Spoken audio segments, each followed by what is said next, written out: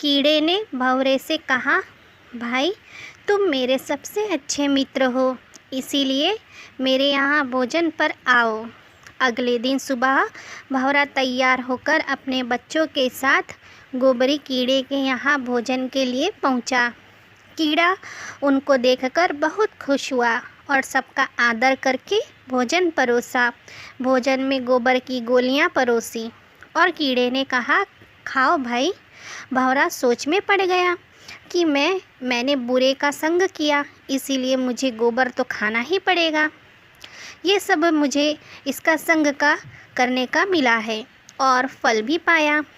अब इसे भी मेरे संग का फल मिलना चाहिए। भंवरा बोला, भाई आज मैं आपके यहाँ भोजन के लिए आया, अब तुम कल मेरे यहाँ आओ। अगले दिन कीड़ा तैयार होकर भंवरे के यहाँ पहुँचा।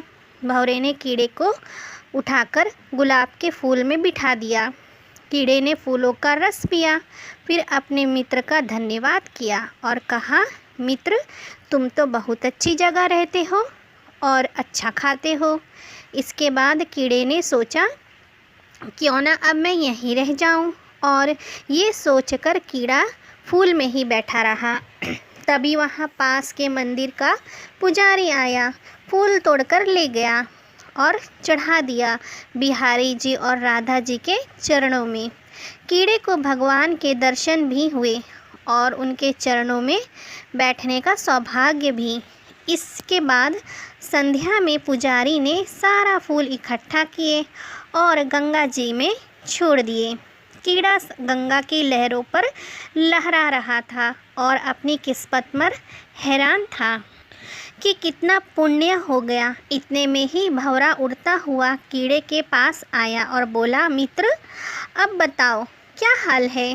कीड़े ने कहा, भाई अब जन्म जन्म के पापों से मुक्ति हो चुकी है। जहाँ गंगा जी में मरने के बाद अस्थियों को छोड़ा जाता है, वहाँ मैं जिंदा ही आ गया हूँ। ये सब मुझे तेरी मित्रता और अच्छी संगत का ही फल मिला है।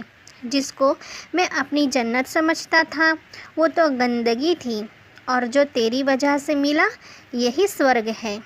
तो दोस्तों, संगत से गुण उपजे और संगत से गुण जाए भी।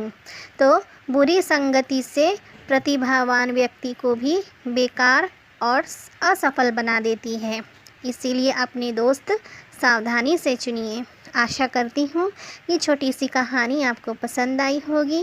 कहानी को लाइक एंड शेयर करना, मेरे चैनल पे नए हैं तो सब्सक्राइब ज़रूर से करना। मिलते हैं अगली कहानी में, तब तक के लिए धन्यवाद।